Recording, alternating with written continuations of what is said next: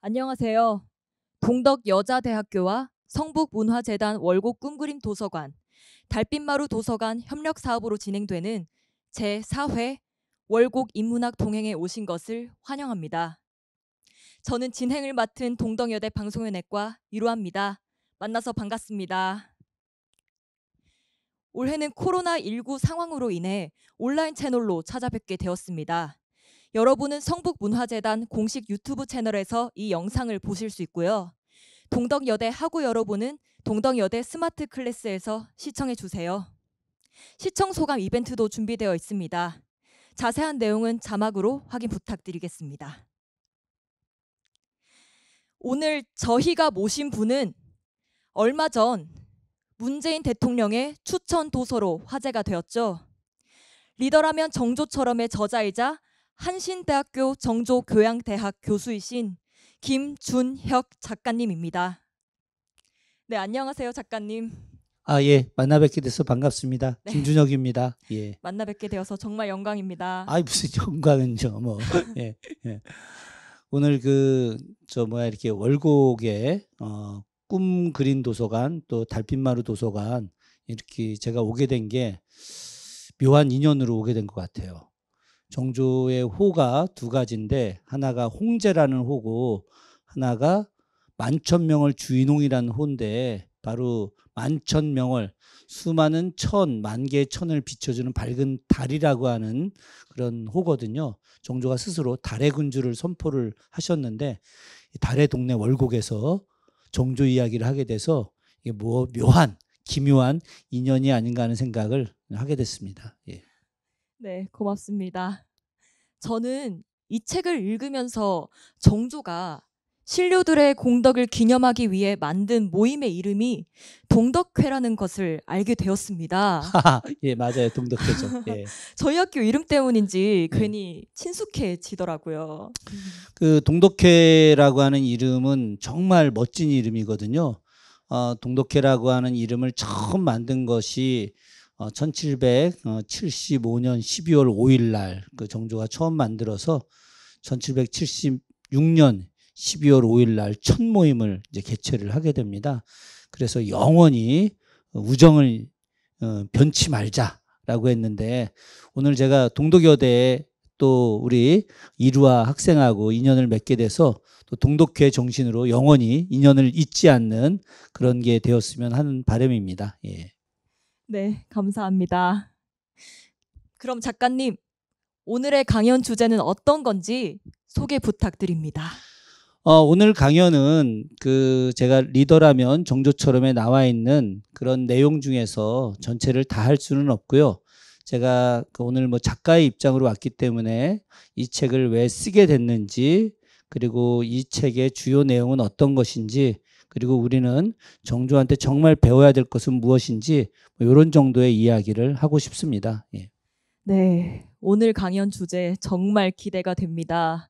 어떤 이야기를 들려주실지 정말 기대가 되는데요. 그럼 바로 청해보도록 하겠습니다. 예, 고맙습니다. 사실 정조에 대한 이야기는 굉장히 많이 전파가 되고 있고 또 많이 알려져 있기도 합니다. 제가 정조를 연구하게 된 사연은 저는 어쩌면 운명인 것 같다라고 하는 생각도 들기도 합니다. 저희 아버님이 초등학교 선생님이셨는데 제가 4살이 되던 해에 지금 제가 살고 있는 수원으로 이사를 오게 됐습니다. 그 전에는 제가 경기도 평택에서 태어나서 어린 시절 3살까지 살았으니까 그때 기억은 사실 거의 없겠죠. 그러다가 이제 4살에 수원으로 이사를 온 마을이 제가 지금도 살고 있는 마을입니다. 그 마을을 떠나본 적이 없이 계속 살고 있는데요. 우리 마을에 만석거라고 하는 저수지가 있었습니다. 아버님이 낚시를 굉장히 좋아하셨거든요. 그때만 하더라도 마을에 있는 저수지에 낚시를 하러 다니는 것은 아주 흔한 일이었었습니다. 요즘은 이제 그런 저수지 보호 문제와 환경 문제 때문에 낚시를 못하게 하지만은 제가 아주 어렸을 때는 낚시를 많이 했었거든요. 그 저수지의 이름이 만석거라고 하는 저수지였는데 당시에는 뭐 만석거라고 하는 원래 이름보다는 뭐 조규정 방죽 뭐 이런 식으로 이렇게 불렸었죠. 그 이름도 사실은 다 정조의 그런 그 의미 때문에 만들어졌던 이름들이었는데, 근데 그 저수지에서 저희 아버님이 정조 이야기를 하셨었어요. 아버님이 역사에 대한 관심이 굉장히 남달랐었습니다. 원래 대학에서 역사를 공부하셨고 또 고등학교에서 역사를 가르치셨던 분이었는데, 아버님이 당시에 이제 4.19 이후에 민주화 운동에 열심히 참여하는 교사 활동을 하시다가 그 5.16 군사 쿠데타 이후에 해직이 되셔가지고 시골에서 강제로 쫓겨나서 농사를 짓던 분이었거든요. 뭐 이제 그런 그 아버님의 삶이 있어서 그랬는지 끊임없이 돌아가실 때까지 역사책을 손에 놓지 않고 사셨는데, 아마도 이제 그 정조에 대해서 관심이 굉장히 많았었던 것 같아요. 그래서 어려서 저하고 같이 낚시를 다니면서 이 저수지가 예전에 정조가 만들었던 저수지였다라는 이야기를 해주셨죠. 제가 그때 정조가 누군지 알았겠습니까? 그냥 이야기 하시니까 그런가 보다 했었죠. 제가 초등학교, 중학교, 고등학교를 한 마을에서 다녔거든요. 그 마을의 옛 이름이 대유평이라고 하는 이름이었어요. 교가를 부를 때 중고등학교가 같은 학교여가지고 대유평 솔바람에 이러면서 막 노래를 불렀는데, 졸업할 때까지 대유평이 어떤 의미인지 전혀 몰랐었습니다. 그러다가 이제 박사 논문을 쓰면서 대유평이야말로 우리나라 역사에서 가장 위대한 농업개혁의 산실이고 자주국방의 산실이라고 하는 것을 알게 됐죠. 그때 제가 고등학교 다닐 때 이 대유평의 의미를 누가 알려줬었다고 한다면은 정말 더 열심히 청소년으로 성장했을 텐데, 더 노력하는 청소년으로 성장했을 텐데 하는 아쉬움이 좀 많았습니다.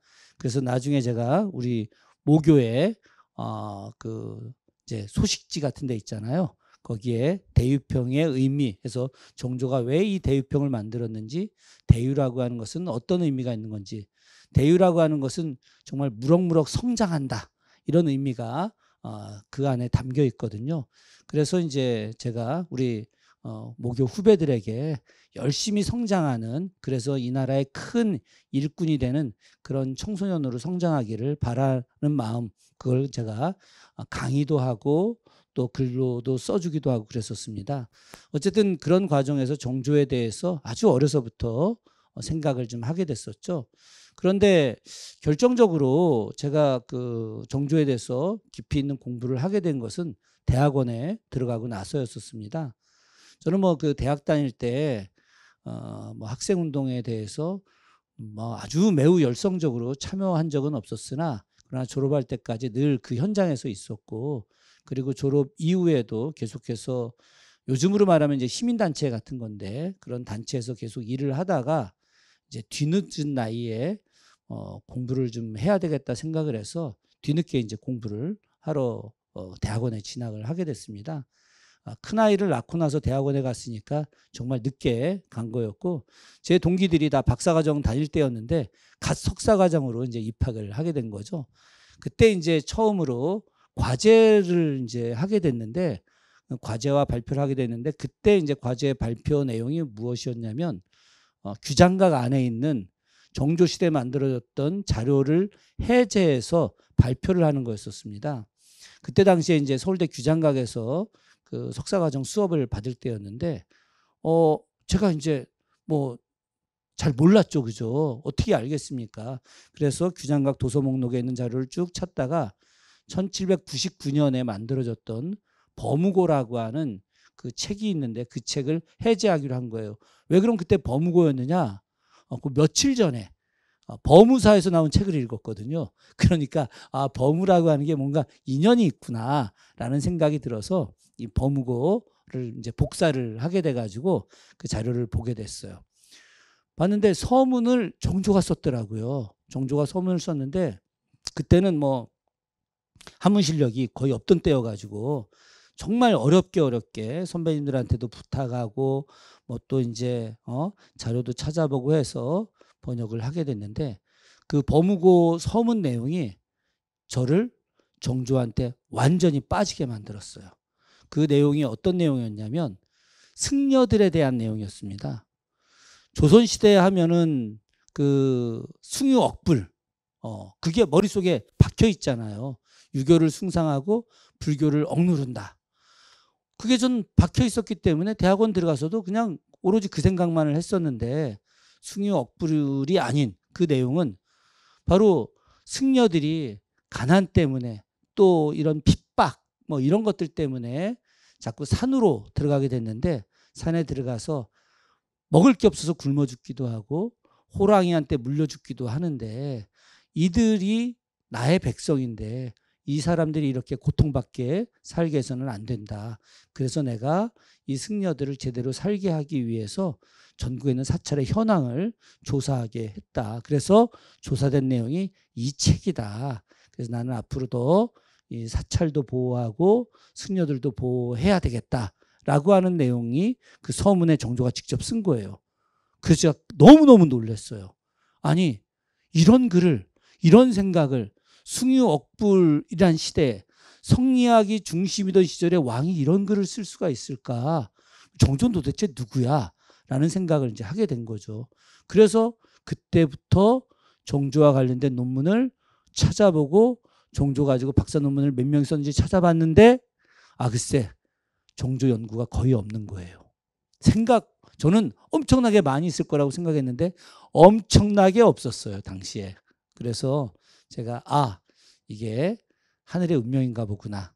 제가 어려서 듣던, 아버지한테 듣던 정조 이야기, 그리고 대학원 와서 첫 발표를 했을 때 내가 정조의 글을 발표를 하게 된 거잖아요. 그래서 내가 정조를 연구해야 되겠다. 보니까 역사 쪽에서 박사 논문이 2편밖에 없었고, 해방 이후에, 그리고 정치학에서 한 편이 있었고, 그러니까 완전히 미개척 공간이었잖아요. 그래서 원래 연구는 미개척 분야를 하는 거예요. 그래야지 좀 뜨거든. 그래서 제가 정조 연구를 좀 해봐야 되겠다. 또 더군다나 제가 수원서, 정조가 만든 저수지, 또 정조가 만든 구경농장 터 위에서 살았잖아요. 저만큼 인연이 있는 사람이 어디 있겠습니까? 그래서 제가 이제 정조 연구를 하게 돼서 석사 과정 때는 이제 불교 정책, 정조 시대 불교 정책, 또 박사 과정에서는 정조 시대 군사 정책 가지고 논문을 이제 쓰게 됐어요. 그런 과정에서 제가 정조에 대해서 더 깊이 연구할 수 있는 절호의 찬스를 맞이하게 됩니다. 인생에서 저 같은 행운아는 많지 않을 거라고 생각을 해요. 제가 이제 박사과정 수료하고 시간 강사하러 다니던 시절입니다. 우리나라 대학에서 제가 봐서는 4분의 3이 박사 공부를 하신 시간 강사 선생님들에 의해서 대학 교육이 지금 이루어지고 있는데, 저도 한 5년 정도 시간 강사를 했었어요. 근데 이제 그때 당시에 수원 화성이 복원되는 과정에서 화성만을 전담으로 하는 그런 행정부서에서 연구직 공무원을 이제 이렇게 뽑기로 결정을 한 겁니다. 수원시에서 이제 정규직 공무원이었는데, 근데 제 주변에 같이 공부했던 사람들이 죄다 이제 대학 교수가 꿈이라고 지원을 좀 안 하려고 하기도 하고, 또 당시 수원시에서 영정조 시대 전공자를 이제 뽑기를 원해 가지고요. 제가 또 정조 전공했잖아요. 그래서 원서를 내고 시험 준비를 했는데 참 운이 좋아서 제가 합격을 하게 됐어요. 그러니까 아예 화성이라고 하는 정조가 만든 그 공간에서, 개혁의 터전에서 제가 무려 9년 동안을 매일같이 출근을 해서 매일같이 그 현장을 보고, 그 화성이 만들어지게 된 여러 문헌들을 계속해서 볼 수밖에 없었잖아요. 그러니까 남들은 막 연구를 위해서 보게 된 건데, 저도 물론 연구를 위해서 본 거기도 하지만은 또 직업이 또 그 자료를 봐야 되는 일이기도 하고, 그걸 통해서 이제 문화유산들을 복원을 해야 되니까, 원형의 모습대로 복원을 해야 되니까 그 자료를 아주 철저하게. 그러면 이 화성은 다산이 설계를 했는데, 다산 설계 안에 나와 있는 또 다른 그 선현들의 이야기, 그 선현들이 봤던 또 다른 중국의 또 내용이라든가 일본의 내용, 또 그 앞에 소년들의 이야기 이런 것들을 줄기를 하나하나 우리 고구마 줄기 캐내어 가듯이 하나하나 캐내어 가다 보니까 화성 전반에 대해서 그리고 정조가 화성을 만들었던 진짜 이유가 조선의 개혁을 위한 것이었는데 그럼 그 개혁을 위한 개혁 때문에 어떠한 일을 하게 됐는지 하나하나 알게 된 거죠. 그런 과정에서 제가 정조 연구를 하게 됐는데 그런데 이제 이 책을 낸 이유는 바로 그 과정에서 정조의 이야기를 정말 사람들에게 제대로 알려줘야 되겠다라는 생각. 근데 이거 옆에 부추긴 친구가 또 한 명 있어요. 이 책 출판사 사장입니다. 그런데 어느 날 대통령께서 이 책을 읽고 책을 추천하게 될 줄은 꿈에도 몰랐죠. 꿈에도 몰랐는데 아마 그 대통령께서 이 책을 읽게 된 뭐 사연 같은 거는 제가 좀 들었는데 이 책은 사실 지금 대통령이 읽어서 이렇게 국민들에게 이야기도 했지만 삼성그룹의 필독서가 됐습니다. 그래서 삼성그룹에 있는 임원들이 거의 다 읽었어요. 그래서 그 언론에도 나왔는데 삼성전자 고동진 대표이사가 이 책을 읽고 감동을 받아서 저한테 직접 친필 편지를 보냈어요. 예. 그래서 자기가 이제 임원들한테도 보내고 그랬더니 삼성전자가 이제 다 읽으니까 삼성생명에서도 다 읽고 나머지 삼성 뭐 그룹 계열사 임원들이 이 책을 다 읽었죠. 다 읽었는데 뭐 이런저런 인연 때문에 아마도 이제 대통령께서도 또 읽게 됐는데 대통령께서 책 4권을 추천을 했었거든요. 그 중에서도 대통령의 직접 코멘트를 다룬 건 제 책밖에 사실은 없었습니다. 그 제 책의 코멘트는 어떤 내용이었냐면 이 책 안에 바로 이제 그 개혁 정책을 적극적으로 추진해야 된다라고 하는 내용 중에 바로 금난 정권을 혁파하라 이런 내용이 있어요. 당시 그 이제 상인들 중에 소수의 독점 지휘권을 가진 상인들밖에 없었습니다. 그들에 의해서 물건을 팔게 되는 거죠. 가령 뭐 이 탁자다. 탁자를 파는데 이 탁자가 여러 사람들이 같이 팔 수 있는 것이 아니라 오로지 한 상인들만 팔 수 있게 돼 있거나 아니면 이런 옷을 입었다. 비단이다. 혹은 뭐 그 면화다. 아니면 삼배다. 이런 그 옷감들도 한 사람들만이 판매가 가능한 거고 미곡이다. 쌀이다. 이런 것들도 마찬가지인 거죠. 이렇게 독점권을 갖고 팔다 보니까 백성들한테 도움이 안 되겠죠. 왜냐하면 그들이 가격을 올렸다 내렸다 하고 다 그럴 거 아니겠습니까? 그래서 정조가 이 분야를 개혁해야 되겠다라고 생각을 했는데 신하들이 다 반대하는 거예요. 왜 반대했을까? 그 이유는 자기네들에게 이익이 되지 않기 때문이죠. 그러면서 명분을 뭐로 내세우느냐? 이미 앞에 선대왕 때 하지 않았던 거다. 선대왕 때 하지 않았던 걸 왜 전하가 이제 하려고 하시느냐. 그런 명분으로다가 개혁을 막는 거예요. 정조가 그 개혁을 끝까지 추진을 했죠. 선대왕 때 안 했던 것이라고 해서 오늘 시대에 필요한 것을 안 한다는 건 말이 안 되죠. 예. 그래서 그렇게 열심히 개혁을 했는데 그 부분에 대해서 대통령께서 굉장히 감동을 받았다라고 이제 써놓으셨어요. 그러는 바람에 당시에 언론에서 막 상상의 나래를 펴갖고 대통령이 정조가 막 그냥 개혁을 하는데 열심히 개혁하고 그 수많은 기득권의 반대를 무릅쓰고 개혁한 부분에 대해서 우리도 개혁을 해야 되겠다. 뭐 이제 이런 내용 이렇게 정리를 했는데 제가 지금 시간이 지나가서 마지막 이야기 하나를 하고 제 이야기는 이제 우리 사회자님께 넘기려고 하는데 제가 이 책을 쓰게 된 진짜 이유는 따로 있습니다. 다른 게 뭐냐? 저는 정조를 통해서 이 시대의 새로운 공동체를 다시 만들었으면 좋겠다. 우리가 이제 예전 어려서 마을에 여러 행사들이 있었어요. 공동체 행사들이.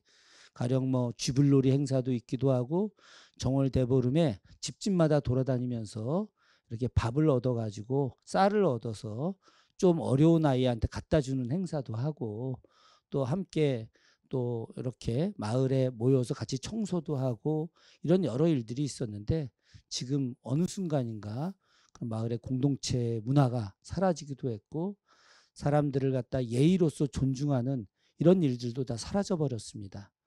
저는 가난하지만 따스하게 살아가는 그런 사람들이 너무 좋거든요. 저는 이 세상 사람들이 어떤 사람은 권력이 있고 돈이 있어서 사람들을 억누르는 모습을 보이는 것들 많이 있는데, 그렇게 하지 않고 늘상 사람들이 자신보다 나은 사람은 존중할 수 있고 자신보다 못한 사람들은 배려할 수 있는 그런 사회가 되었으면 하는 마음이에요. 사실 제가 정조를 공부하게 된 또 이유 중에 하나가 정조가 했던 말씀 때문이거든요. 사람들은, 정조가 그렇게 말씀하셨어요. 사람들은 다른 사람을 비하하면서 자신을 높이려 한다. 그러나 나는 평생 미천한 마부에게조차 이놈저놈 해본 적이 없다. 늘 사람에 대한 존중, 예의, 이런 부분을 강조하셨던 거죠.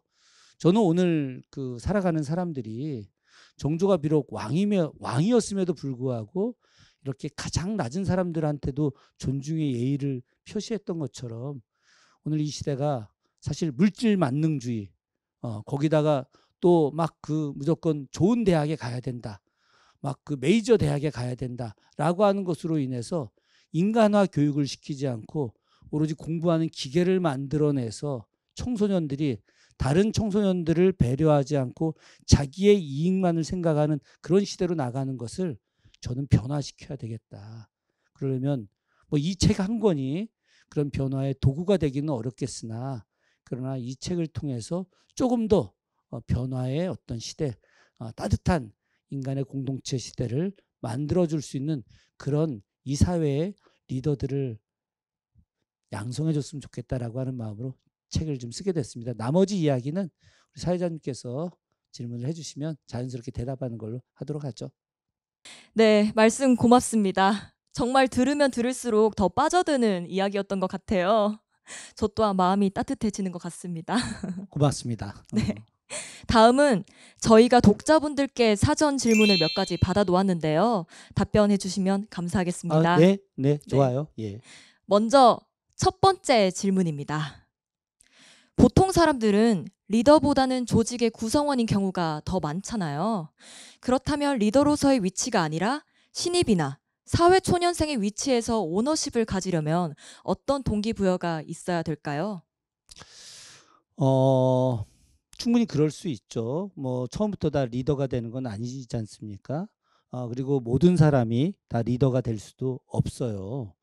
그런데 저는 그 조직 구성원들 중에서 나는 그냥 뭐 리더가 되고 싶은 생각은 없어, 그냥 난 평범하게 살 거야, 나는 뭐 여기서 대충 뭐 이렇게 일하고 뭐 안정되게 일하다가 월급만 받아갈 거야 라고 생각을 하는 사람들도 또한 존재할 수 있겠죠.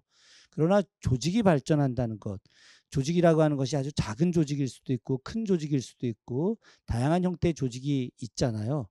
그런데 그런 조직이 발전하기 위해서는 모든 구성원들이 다 같이 자신이 리더라는 생각을 가져야 한답니다. 하나의 예를 들자면 이런 거죠. 정조가 어느 날 다산 정약용 선생을 곡산부사로 임명을 하거든요. 왜 곡산부사로 임명하느냐? 곡산부사의 그 전임 곡산부사가 아주 탐관오리여가지고 백성들이 그 곡산부사를 쫓아내기 위한 밀란을 일으켰어요. 그래서 대신 그걸 안정화시키기도 하고 밀란을 일으켰던 주범을 잡으라고 바로 다산을 보냈죠. 다산 선생이 곡산부, 황해도 곡산이었는데 아주 심한 산이 가득 있는 데입니다.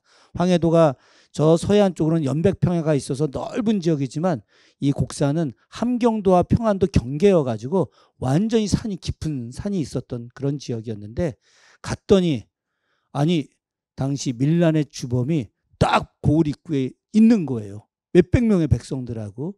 그 밀란의 주역이 이계심이라는 사람이었는데, 이 사람이 이제 신관사또가 오니까 탁 기다리고 있었던 거죠. 그래서 다산 선생이 네가 이계심이냐, 나랑 고을로 가자, 가서 이야기를 하자 그랬더니 당신 나를 체포하면 어떻게 할 거냐, 뭐 이런저런 이야기를 하다가 이 사람들도 다산 정약용이라고 하는 사람의 위명을 알고 있었던 거죠. 그래서 같이 가게 됐는데 같이 가서 다산이 이야기를 막 듣다 보니까 이 사람이 의로운 사람인 거야.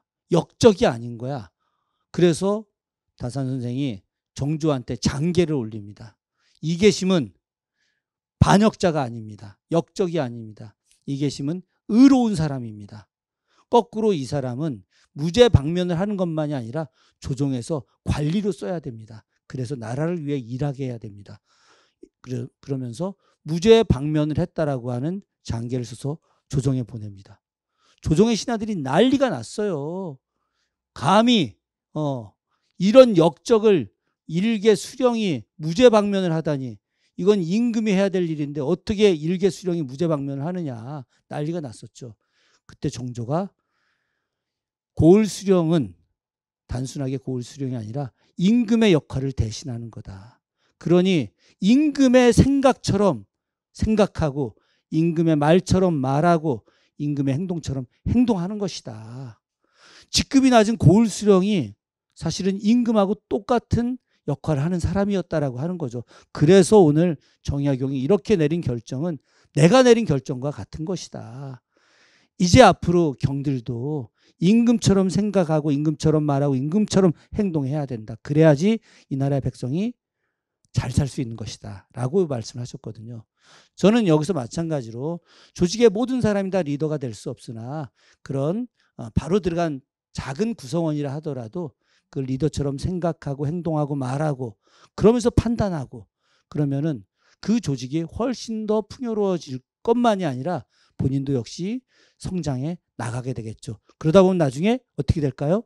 리더가 자연스럽게 될 거라고 생각을 합니다. 네, 정조 때나 지금이나 리더라는 생각을 가지고 있는 것은 정말 참 중요한 것 같습니다. 그러면 이어서 두 번째 질문입니다. 이 장에선 정조처럼 통 크게 조직 전체에서 좋은 인재를 찾아내고 또 그걸 활용하는 게 미래를 위해 큰 기반이 될 거라고 하셨는데 막상 인재는 잘 등용해놓고 그들의 기량을 포용하기보다는 위로부터의 다소 경직된 소통 방식에 편입시키는 보통의 기업 문화에 대해서는 어떻게 생각하세요? 어떤 분이 질문하셨는지 굉장히 어려운 질문이네 보니까. 굉장히 어려운 질문이기도 하고 생각도 많이 하게 하는 질문인 것 같아요. 저는 그 정조 시대를 이야기할 때 농반진반으로 천재들의 시대다라고 하는 이야기를 합니다. 뭐 정약용, 이가환, 이승훈, 박지원, 홍대용, 박재가, 이덕무, 유득공, 서희수, 와, 기라성 같은 사람들이 거친 표현으로 하자면 드글드글하게 많아요. 그런데 이 사람들이 원래 다 조정에 출사해서 혹은 뭐 세상을 이롭게 하기 위한 역할을 할 수 있는 사람들이었느냐? 그렇지 않을 수도 있어요. 왜 그러냐? 당시 시대는 그 앞선 시대, 정조 앞선 시대 남인들은 몰락해 있던 시대여가지고 다산의 집안 사람들 이렇게 출사하는 사람이 거의 없었어요. 그리고 유득공이나 박재가나 이덕무나 이런 사람들 다 서울이지 않습니까? 그러니까 서울들이 임금 옆에서 중요한 정책을 논의할 수 있는 구조도 못 되는 거였죠. 그런데 정조가 세계 최고의 도서관, 저는 지금도 늘 이야기합니다. 규장각을 전 세계 최고의 도서관이었다. 그 도서관을 만들면서 오늘 여기 꿈그림 도서관처럼 달빛마루 도서관처럼 동덕여대 도서관처럼 이 도서관을 만들어서 거기에 도서관에서 오늘날 사서와 같은 사서 플러스 연구자 역할을 했던 분들이 검소관인데 이런 검소관들을 통해서 학문을 연구하게 하고 정책을 연구하게 하는 거예요. 이들은 비록 서울 출신이지만 이들을 갖다가 적극적으로 세상으로 불러내는 겁니다. 기득권자들이 비록 저들이 천재인 건 알겠지만 저 천재들이 활동을 하게 되면 자신들이 할 수가 없잖아요. 그죠? 그래서 저 천재들이 들어오는 걸 막는데 정조는 저들이 이 나라 백성들을 위해서 일을 할 수 있는 매우 뛰어난 인재라는 생각 때문에 그들을 불러들이죠. 그들을 불러들여서 그들로 하여금 함께 자기와 함께 일을 하게 합니다. 이마필기라고 하는 책이 있습니다. 그 이마필기라고 하는 기록은 바로 고종 때 영의정을 10년 가까이 했던 이유원이라는 분이 쓴 책이에요.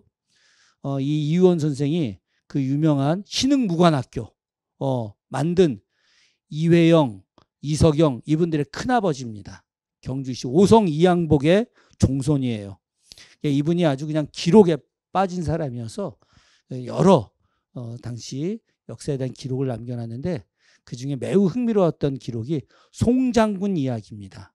송장군이란 장군이 있었는데 이 장군이 천하에 그 사람보다 무예가 뛰어난 사람이 없었고 그리고 그 사람보다 더 넓고 호방한 성격을 갖고 있는 사람도 없었다는 거죠. 늙어서까지 이가 하나도 썩은 게 없었고 70이 넘어서까지 흰머리가 나지 않았었다는 거예요. 그만큼 건강하고 그만큼 체력이 대단했고 그만큼 무예적 능력이 뛰어났는데 그런데 이 사람이 변방에서 쓸쓸하게 살다가 죽었다는 거죠. 왜? 이렇게 위대한 무인을 발견하고 그를 조정에 데려다 써서 나라의 국방을 위해서 힘쓰게 하는 리더들이 없었던 거예요. 그래서 그 송장군 이야기를 쓰면서 눈이 밝은 리더들이 있어야 되는데 그래서 인재를 발굴하고 찾아서 쓸 수 있는 리더들이 있어야 되는데 그런 안목을 갖고 있는 왕도 또 정승들도 판서들도 고위 관료들도 없었던 것을 한탄하는 글을 쓴 게 바로 송장군 이야기입니다. 제가 이야기하고 싶은 것은 바로 모든 시대마다 다 세상에 뛰어난 인물들은 존재하는 거예요. 그런 인물들을 찾아서 신분과 관계없이 백성을 위해서 나라를 위해서 일할 수 있게 하는 지도자야말로 참된 지도자인 거죠. 그런 면에서 정조는 뛰어난 지도자였던 거예요. 그런데 조금 전에 질문 내용은 그런 것까진 좋은데 그러나 그런 지도자들이 전체적으로 소통하지 않고 그런 사람들을 발굴만 해놓고 나서 제대로 끌어내지 못하고 조직 전체를 위해서 활용하지 못한다고 한다면 그것은 의미가 없는 거 아니냐. 그러면 그것을 하기 위해서는 어떻게 해야 되는 거냐라고 말씀을 하신 거였거든요. 결국은 지도자는 그렇게 뛰어난 인재를 발굴해낼 안목이 있다라고 한다면은 그것을 운용할 능력도 같이 있거나 혹은 키워야 된다는 거죠. 그들과 같이 끊임없이 대화하고 그들의 생각과 나의 생각을 함께 논의하고 그들의 이야기를 끊임없이 들어주는 것들. 지도자의 핵심은 많이 들어주는 것으로부터 시작하는 겁니다. 그래서 다산 정약용 선생님도 목민심서에 써놨어요. 수령이 해야 될 가장 중요한 첫 번째 이야기, 고위 관료가 해야 될 가장 첫 번째 행동은 뭐냐? 청람이다. 청, 들을 청자, 람, 넓게 사람들의 이야기를 끊임없이 들어주는 거다. 이게 요즘으로 치면 경청이라는 거 아니겠습니까? 청람과 경청, 바로 정조가 했던 가장 탁월한 것이었는데 바로 이런 부분들이 오늘 지도자들이 청람과 경청의 훈련을 통해서 그리고 그걸 이후에 바로 끊임없이 사람들과 대화를 나누고 그 속에서 함께 논의를 하고 토론과 논의를 통해서 이제 새로운 지표를 만들어내고 그것을 갖다가 이제 실천을 한다면은 완전히 다른 세상으로 나아가겠죠. 그게 바로 지도자가 해야 될 가장 중요한 몫입니다. 예. 네, 듣다 보니 정말 공감이 되는 이야기였던 것 같습니다. 더 많은 대화와 그리고 경청을 통해서 꼭 발전되는 사회가 될 수 있길 바랍니다. 그리고 세 번째 질문입니다. 7장에선 특히 해경궁의 회갑 잔치에 관한 부분이 흥미로웠는데요. 제가 흥미로웠던 이유가 세 가지 정도 있었습니다. 첫째, 조선시대 가부장적 사회에서 여성을 중심으로 하는 행사가 진행되었다는 점. 둘째, 여성과 남성이 함께 모여 잔치를 치른 최초의 행사였다는 점.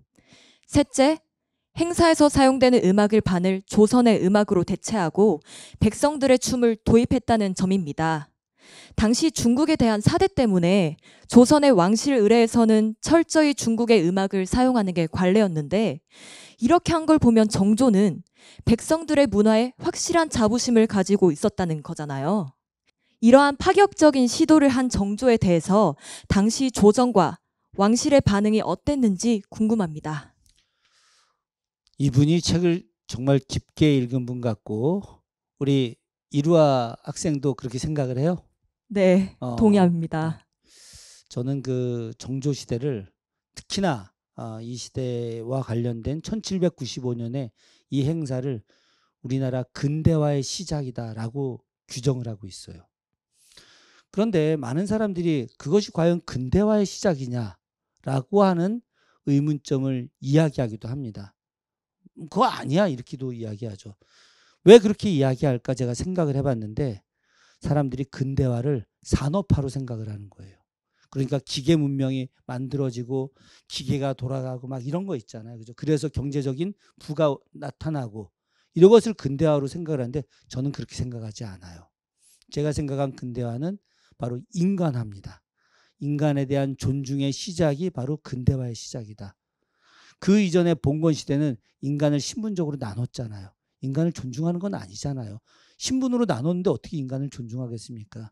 인간을 존중하는 것이야말로 민주사회로 나가는 건데 그 민주사회는 곧 우리 역사에서 근대화의 시작으로 나가는 것이죠. 그런 측면에서 저는 해경공시 회갑진차년을 매우 높이 평가를 한 겁니다. 제가 처음부터 그 행사에 대해서 분석했던 것은 아니었어요. 사실은 제가 그 행사가 우리나라 최초로 남자 여자가 합연을 하게 된 것이고 또 여성을 우대하는 것이라고 생각을 못 했었어요. 정말 부끄러운 이야기입니다만. 그러다가 제가 이제 조선시대 왕실에 대한 관심이 커져 나가기 시작을 했어요. 그래서 왕실과 관련된 여러 책들을 읽게 됐고 그중에서 70년대 나왔던 매우 탁월한 책을 보게 됐어요. 이화여자대학의 국문과 김용숙 교수님, 아주 오래전에 돌아가신 분이신데 그분이 쓰셨던 조선 후기 궁중풍속 연구라고 하는 책을 읽게 됐습니다. 굉장히 어려운 책이에요. 조선시대 왕가에 대한 이야기인데요. 그 왕가에서 남자 여자가 얼마나 철저하게 분리가 되어 있는지를 보게 된 겁니다. 남녀가 이렇게 분리가 되어 있구나. 그래서 그때부터 여러 자료들을 보게 됐는데 왕실 행사가 남자 여자가 같이 하는 행사가 없었어요. 남자는 남자들끼리, 여자는 여자들끼리. 남자들끼리 잔치라면 4시가 옆에서 술도 나르고 10살 미만의 어린 무동들이 춤을 추고 저는 드라마나 영화 이런 데 보게 되면 조정의 고위관료들이 막 왕하고 행사를 하면 궁녀들이 나와서 춤도 추고 노래도 하고 하는데 그게 진짜인 줄 알았던 거죠. 그랬더니 그게 아니었던 거야. 깜짝 놀랐어요. 그런데 정조시대 해경공시 회갑진차년에서는 남녀가 같이 한 무대에 있었잖아요. 거기다가 정조는 아래 단계에 내려와 있고 더 높은 전가관에는 어머니 해경공시의 여자 친척들, 해경공시의 여동생, 해경공시의 고모, 해경공시의 이모, 해경공시의 신우 이렇게 해서 여자 친척이 무려 25명이나 정조보다 더 높은 공간에 있었던 거예요. 왕이 더 낮은 공간에 있고.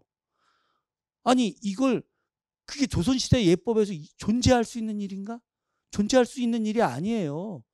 어떻게 왕이 더 낮은 단계에 있고 그 여인들이 비록 해경공시의 친척이기는 하나 정조한테는 보이지도 않는 신하들인 거잖아요.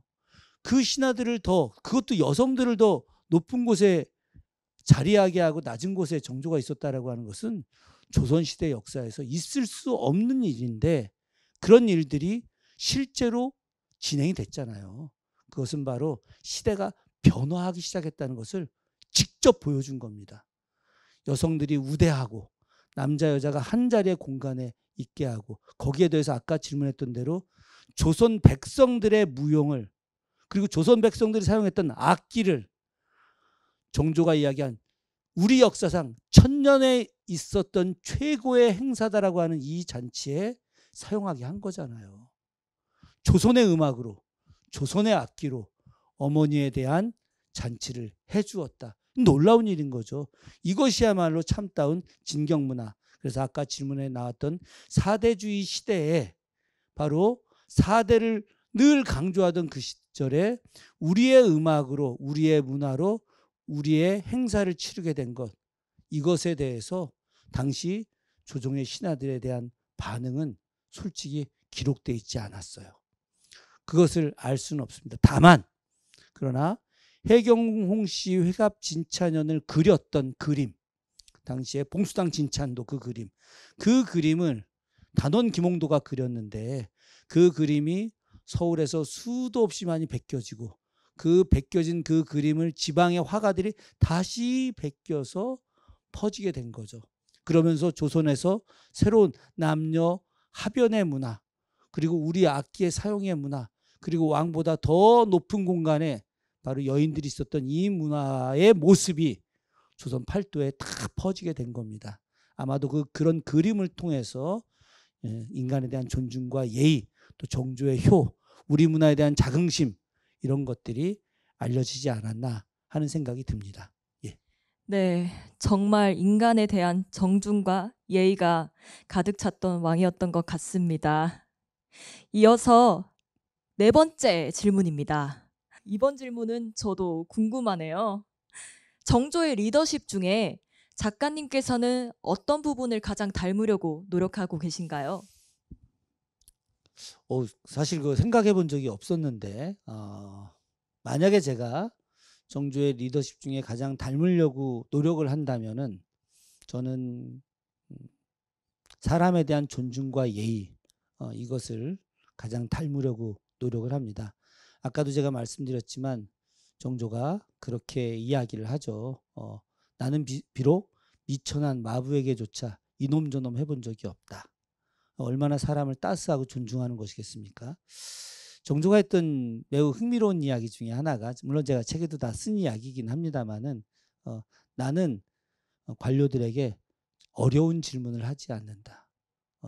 그러니까 굉장히 어려운 문장과 어려운 단어를 쓰면서 어려운 이야기를 하지 않는다. 왜 하지 않느냐? 만약에 자기가 그렇게 어려운 질문을 했는데 대답을 하지 못하면 그가 얼마나 속으로 부끄러워하겠느냐. 왕과 신하들의 관계가, 왕은 너무 똑똑해서 막 이야기를 하는데 신하들이 대답하지 못하면 부끄러운 것만이 아니라 또 그런 일이 생길까 봐 가까이 하지 않으려 않겠습니까? 아니, 임금하고 신하가 서로 만나서 의미 있는 대화들을 나누고 소통하고 해야지 백성을 위한 좋은 정책을 만들까 말까 할 텐데, 자주 만나더라도. 그런데 신하들이 임금이 두려워서, 임금이 또 어려운 질문할까 봐 자주 안 만나려고 한다면 제대로 된 의견들이 논의가 되지 않겠죠. 사람은 늘 만나서 이야기를 해야 됩니다. 눈으로도 말해야 하고 입으로도 말해야 되고 서로 듣기도 하고 몸을 부딪혀가면서 서로 활동하고 이야기를 해야 되는데, 막 어렵게 이야기하고 자기 잘난 척하고 너 그것도 몰라 막 이래버리면은 어떻게 되겠습니까? 지도자가 무서워서는 안 되는 거예요. 따스해야 되거든요. 비록 사람들이 자기를 이렇게 만만하게 보는 것 같이 느낄 수 있을지언정 사람이 너무도 무서운 형태, 위험과 무서움은 다른 겁니다. 위험이라고 하는 것은 역으로 따스해지면 따스해질수록 그 사람이 존중받는 위험이 생기게 되는 것이거든요. 저는 바로 정조에게서 따스함을 통해서 존중받는 위험을 갖고 있는 그런 리더가 되고 싶은 생각이 있습니다. 예. 네, 작가님 말씀처럼 저도 그러한 부분을 더 닮으려고 노력해야겠습니다. 예, 고맙습니다. 네, 고맙습니다. 또 다섯 번째 질문입니다. 네. 이 책에서 정조가 정말 훌륭한 왕이었다는 걸 여러 방면으로 알 수가 있었는데요. 그렇다면 작가님이 생각하시는 정조의 아쉬운 점이나 혹은 부정적인 평가가 있었는지 궁금합니다. 그럼요. 예, 많이 있었죠. 아니, 정조가 절대적으로 훌륭한 사람은 아니잖아요. 그러면 신이지, 그죠? 그렇죠. 예. 인간은 누구나 다 허물이 다 있기 마련입니다. 저도 이렇게 그럴싸하게 이야기하지만 제 허물이 얼마나 많겠습니까? 그런 측면에서 정조도 역시 단점도 있고, 그리고 역사적 평가 중에서도 부정적 평가도 있는 게 사실입니다. 그러면 그 당시에 정조한테 공개적으로 이렇게 정조의 허물에 대해서 거론한 내용이 실제 존재해요. 제가 제일 아쉬워하는 부분인데, 그것이 바로 어떤 것이냐? 바로 1786년에 있었던 초정 박제가가 정조한테 한 이야기입니다.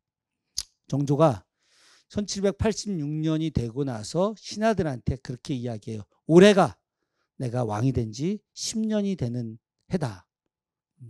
그러니 내가 이제 조선을 더 발전시키고 싶은 생각이 가득하다. 그러니 나에 대한 어떠한 욕을 해도 좋으니 뭐 임금님 바보 뭐 이렇게 해도 좋으니 조선의 발전을 위한 좋은 대안을 각자 신하들 모두 이렇게 제출해 주기 바란다. 일종의 뭐 아주 좋은 생각, 계획서 뭐 이런 거겠죠, 그죠? 가령 뭐 조선을 발전시키기 위해서 뭐를 하자 이런 개혁에 대한 이야기를 아마 해달라고 했던 것 같아요.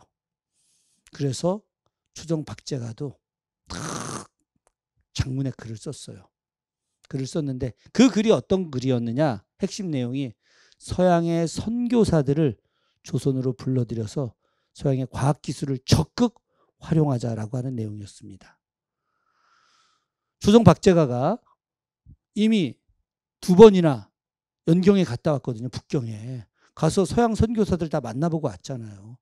이 사람들이 서양의 과학기술을 통해서 청나라에 엄청 도움을 주는 것을 자기가 눈으로 보고 왔죠. 그런데 이 조선이라고 하는 나라가 서양 선교사들을 불러들여서 뭘 할 생각을 일체 하지 않잖아요. 그걸 해야 되는데 왜 안 하느냐? 바로 서학이라고 하는 것 때문에 서양 종교는 무조건 나쁜 거고 그것은 이단이다. 그러니 저 이단적 생각을 갖고 있는 서양 선교사들을 절대 불러들여서는 안 된다라고 막 이야기했던 거죠. 이데올로기에 대한 문제였던 거죠. 정조도 그걸 극복을 못했던 거예요. 그래서 박제가가 정조한테 뭐라고 이야기했냐? 전하는 용기가 없는 사람입니다. 전하 부끄럽습니다. 박제가가 임금한테 부끄럽다고 이야기해요. 창피합니다. 나는 전하가 용기가 없는 것에 창피합니다. 전하가 이 나라의 발전을 위해서 서양 선교사들을 불러들일 수 있는 과감한 결단을 해야 되는데 그 결단을 할 용기를 갖고 있지 못한 것을 부끄러워합니다. 창피합니다. 그러니 전하, 저 사람들의 그런 이야기를 극복하고 서양의 선교사들을 불러들여야 합니다. 이렇게 장문의 글을 올려요. 정조가 뭐라고 대답했을까요? 정조가 나도 그러고 싶다. 그러나 그렇게 하면 여러 문제가 터진다.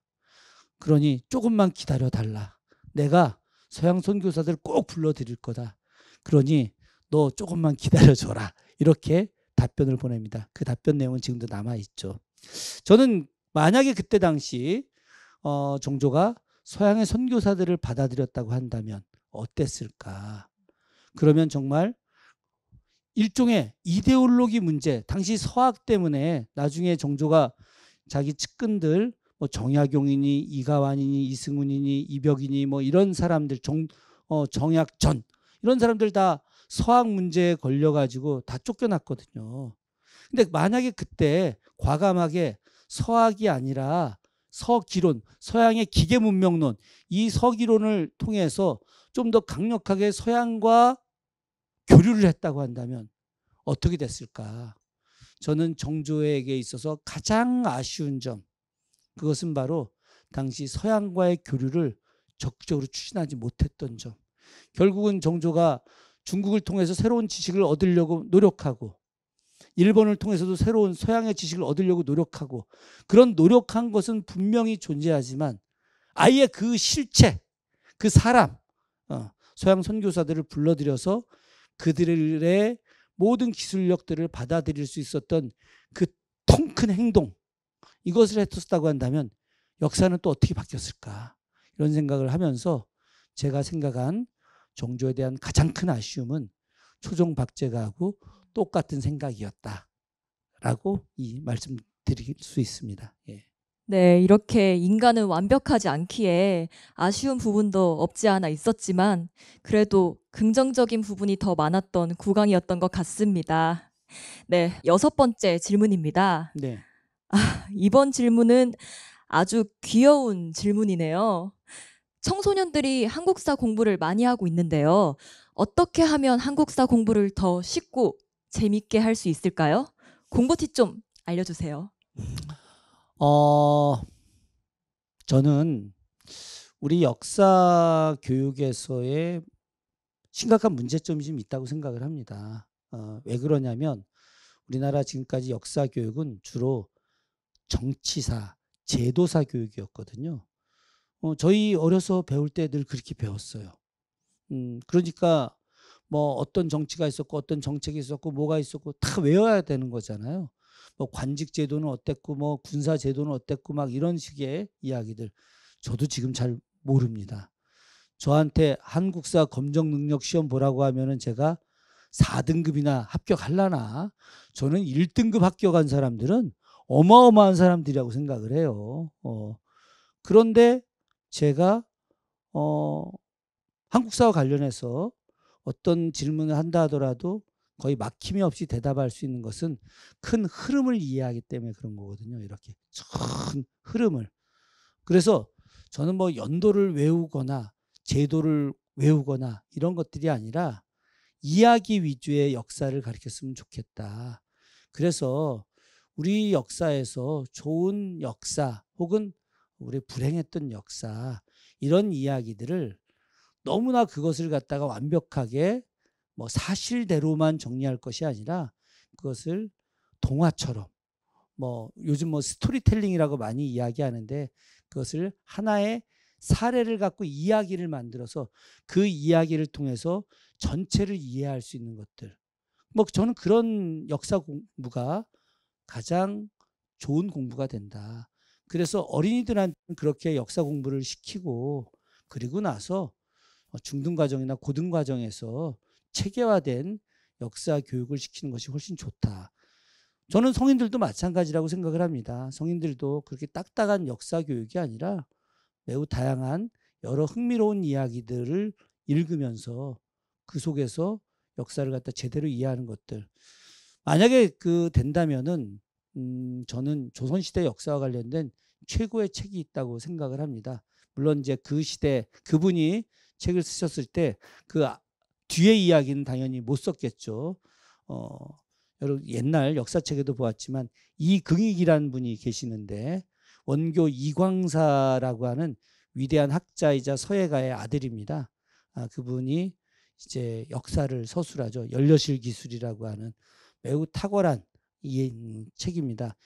지역에 흘렀던 여러 야사들 그리고 문헌에 나오는 기록들을 전체적으로 모아서 바로 태조 이성계 때부터 시작해서 숙종대까지 전체적으로 정리한 책인데요. 저는 사실 그 책을 완독을 했었는데 너무너무 재미난 거예요. 그리고 다양한 이런 옛 기록들이 다 되어 있고 그 기록들하고 실록이라든가 승정원 일기의 정사들과 비교해도 하나도 오류가 없고 거꾸로 실록이나 승정원 일기 비변사 등록에 나오지 않은 그런 숨겨진 이야기들이 바로 그 안에 매우 풍부하게 담겨 있거든요. 저는 그래서 그런 풍부한 역사를 이해하고 그리고 그 이야기들은 너무 쉽게 읽히잖아요. 그런 쉽게 읽히는 과정에서 바로 머릿속에 생각하고 그것들을 이제 흐름적으로 이해하는 그런 교육이 된다고 한다면 그리고 또 하나가 역사 교육과 더불어서 지리 교육. 지리 교육은 병행되어야 합니다. 그러니까 우리는 이걸 횡으로다가 뭐 한국사, 동양사, 서양사, 지리 이렇게 막 나뉘어져 있는데 전 세계에서 이렇게 공부하는 나라는 우리나라하고 일본밖에 없습니다. 다른 나라는 그런 게 없어요. 역사, 문학, 철학 이것이 같이 혼용돼서 함께 공부합니다. 그런데 우리가 지금 일본식 학습 편제로 모든 과목이 만들어져 있는 거예요. 지금 미국도 그렇지 않고 유럽도 그렇지 않습니다. 전 세계에서 일본하고 우리만 일본 편제를 우리가 따랐으니까 그래서 이 편제의 학습이 아니라 같이 함께 어우러지는 공부를 하게 되면 지리를 이해해야만이 그 땅에서 그 시대에 어떤 일이 이루어졌는지를 이해할 수 있거든요. 그러면은 훨씬 더 생생한 역사 교육이 이루어질 수 있습니다. 제가 정말 이런 지식들을 청소년 때 알았다면 제 인생이 조금 더 편했을지 않을까 싶습니다. 네, 고맙습니다. 네, 7번째 질문입니다. 네. 9장을 보면 정조는 9가지 좌우명으로 자신의 뜻을 명확히 밝혔다고 나와 있는데요. 그중 코로나19로 혼란스러운 지금 이 시기에 이 강연을 보는 분들께 가장 도움될 만한 좌우명이 있을까요? 정조의 사례가 있다면 함께 부탁드립니다. 그 정조의 좌우명은 정말 의미가 있는 내용인데, 그런데 그 정조의 좌우명 중에서 가장 핵심적인 내용은 바로 대동에 대한 내용입니다. 함께 어우러지기 위한 세상을 만들어야 한다라고 하는 것이죠.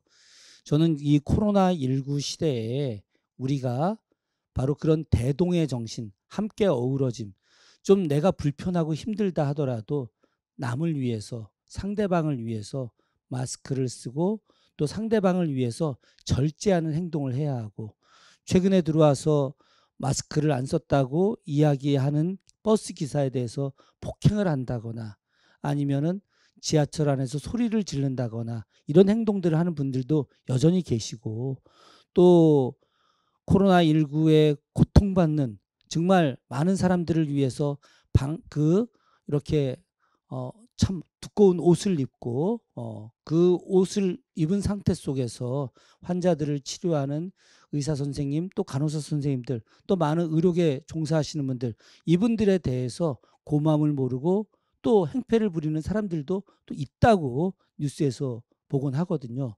저는 우리가 정조가 함께 어우러지는 정신을 가져야 한다라고 하는 그런 말씀을 계승하면서, 우리가 이 어려운 시국을 극복하는 것은 내가 아닌 남을 좀 더 잘 해주기 위해서 함께 어우러지는 행동을 하는 것, 이것이 바로 정조 리더십과 좌우명을 계승하는 거라고 생각을 합니다. 네, 함께 어우러지는 행동을 하는 것, 정말 와닿는 말씀인 것 같습니다. 다음으로 8번째 질문입니다. 이 장을 보면서 정조가 백성들의 의견을 존중하여 백성들이 직접 운영 주체를 선발하게 했다는 점, 일꾼에게 정당한 임금을 지불하며 경제 민주화를 이룬 점을 알 수 있었는데요. 책을 읽으며 정조는 왜 기존의 틀과는 다른 민주주의를 이룩하려고 했을까 하는 의문이 들었습니다. 기존의 틀을 바꾼다는 것은 큰 결심이 있어야 가능할 텐데요. 정조가 민주주의의 기틀을 마련하고자 한 계기가 있을까요? 제가 정조가 아니어서 잘은 모르겠습니다만은, 저는 당시에 문서들을 보면서 사실 깜짝 놀랐습니다. 지금 그 질문하신 분의 내용은 대유둔 운영절목에 나오는 내용이고, 또 그 장룡영이라고 하는 군대를 만들었을 때 나오는 장룡영 대절목에 나오는 내용들입니다. 이 절목이라고 하는 것은 요즘으로 치면 법인데, 이것들을 분석하는 과정에서 제가 썼던 내용입니다. 아주 간단하게 이야기하자면, 제가 지금도 살고 있는 대유평이라고 불리는 이 지역에 새로운 농법을 통해서 새로운 국영농장을 만들게 됐고, 이 국영농장은 주로 토지가 없는 백성들을 불러 모으게 합니다. 그들로 하여금 토지를 올바르게 배분해주고 거기서 열심히 농사를 짓게 하는 일들인 거죠. 그렇다고 한다면 실무적인 일들을 하는 사람들이 당연히 필요하겠죠. 그래서 대유둔 운영과 관련된 기관을 만듭니다. 대유둔 둔도감이라고 하는 기관을 만드는데, 책임자가 둔도감이고 부책임자가 도감이고, 그리고 실무 일을 하는 사람이 마름이라고 합니다. 정조가 이들에게 급여를 줄 때 둔도감에게는 월 쌀 한 가마를 주고, 둔도감은 화성 유수가 화성 안에 있는 양반 중에 1인을 선발하게 했고, 도감은 화성에 있는 장교 중에서 1인을 선발하게 하고, 그리고 그 마름은 화성에서 일하는 농민들 중에서 가장 현명한 사람을 농민들 스스로가 뽑아서 그로 하여금 마름의 일을 하게 한다는 거죠.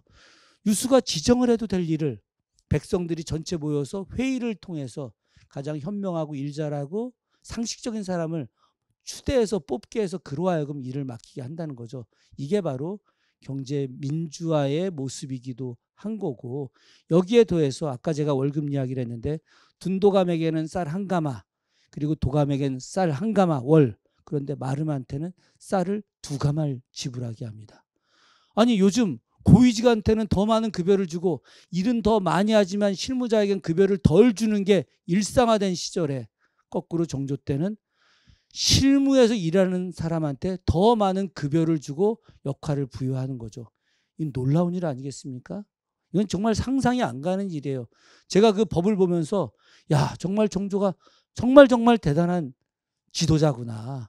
실질적으로 일하는 사람에게 이렇게 예우를 하니까 그 사람이 더 현명하게 어느 누구에게 억울함도 없이 일을 할 수 있게 하는구나라는 생각을 하게 된 거죠.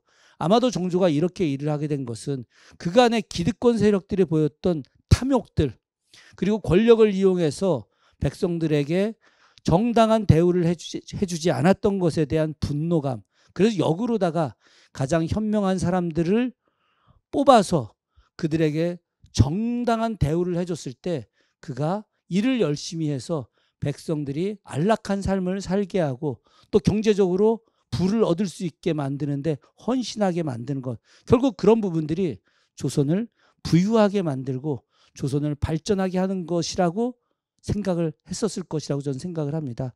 그런 측면에서 저는 실무진들에게 실질적으로 일하는 사람들을 위한 민주주의, 경제민주화, 이것들을 오늘 우리도 마땅히 배우고 그것을 적용시킬 필요가 있다고 생각을 합니다.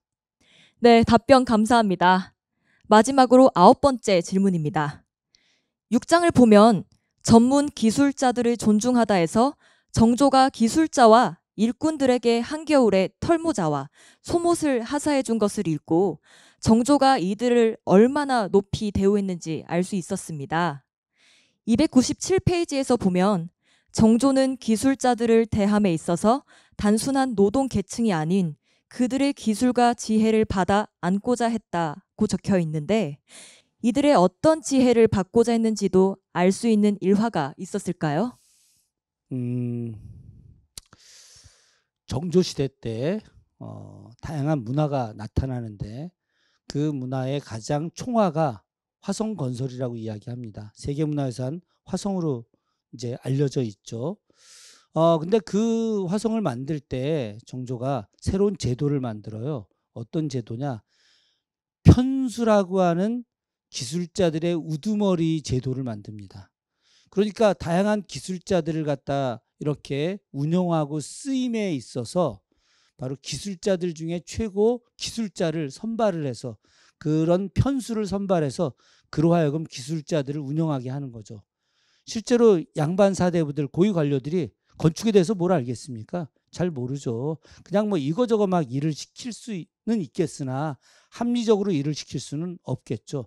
여기 도서관 안에서 우리 사서 선생님들이 전문성을 갖고 일하시니까 일이 제대로 되는 거지, 아무것도 모르는 분들이 오셔가지고 책임자라고 뭐 이거 해라 저거 해라, 물론 할 수는 있겠지만 전문성이 떨어지니까 제대로 일이 안 되지 않겠습니까? 마찬가지로 축성하는 과정에서도 기술자들이 기술자들의 어떤 책임자를 통해서 운영을 해나가게 하는 것들입니다. 그러다 보니까 자연스럽게 일의 능률도 더 높아지고 또 건축도 역시 더 안정되게 만들어질 수 있는 거 아니겠습니까? 더 빨리 만들어질 수도 있는 거고, 정조는 바로 이런 기술자들에 대한 우대를 정말 존중했어요. 실제 화성 축성하는 과정에서 다산 정약용 선생님이 설계도 하고 실제로 뭐 최재공이나 조심태나 이런 고위 관료들이 진두지휘를 하긴 했으나 이들이 현장을 전혀 모르잖아요. 그죠? 건물을 어떻게 지어야 되는지 잘 모르고, 그래서 거꾸로 기술자들한테 그런 일을 맡기면서 일을 합리적으로 풀어내려고 했던 것이었고, 그리고 그들을 갖다가 존중해주는 측면에서 각 사대문에 바로 석벽에다가 그 성문을 만든 사람들의 이름을 써놓습니다. 거기 책임자였던 전 부사 누구, 감독관, 총감독관, 그리고 나서 편수가, 기술자들의 우두머리는 편수가 누군지, 그리고 목수가 누군지, 석수가 누군지를 새겨놔요. 임금의 얼굴을 볼 수 있는 고위 관료들과 일개 그냥 미천한 기술자들을 영원히 100년이 지나고 200년이 지나고 300년이 지난 뒤에도 우리가 그 사람을 기억할 수 있게 벽에다 새겨놓는 거죠. 세상에 이렇게 기술자들을 존중해 주는 사람들이 어디 있겠습니까? 임금이 기술자들을 자기가 있는 것과 똑같은 방식으로 우대해서 술자리를 만들어주고 밥을 함께 먹는 시간을 마련해 줍니다. 그래서 그 자리에서 임금과 신하가 함께 어우러지는 군신공치와 군신동행의 이야기도 하고 기술자들과 함께 불취무기라고 하는 그런 이야기도 함께 하는 것들이죠. 가장 낮은 기술자들을 임금이 한 공간 안에서 같이 대화하고 이야기하는 그런 공간을 마련함으로써 기술자들을 존중하고 그 기술자들은 자신들을 존중해주는 국왕과 백성들을 위해서 더 헌신적으로 일을 하게 된 거죠. 이것이 바로 화성건설에서의 우수성으로 나타나게 된 것이고, 또한 정조시대 모든 부분에서 바로 임금이 백성들, 기술자 모두를 존중한다는 것을 현실적으로 보여주는 것이었던 것입니다. 네, 이렇게 모두를 존중하는 것은 정말 참 중요한 일인 것 같습니다. 네, 이렇게 질의응답까지 잘 들어보았습니다. 감사합니다. 예, 고맙습니다.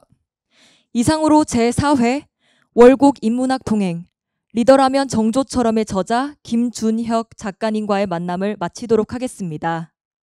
좋은 지혜 나누어 주신 김준혁 작가님, 그리고 시청해 주신 여러분 대단히 고맙습니다. 설문 이벤트 진행 중입니다. 자세한 내용은 자막으로 나가고 있으니까요. 꼭 기간 내에 참여하셔서 선물 받아가세요. 고맙습니다.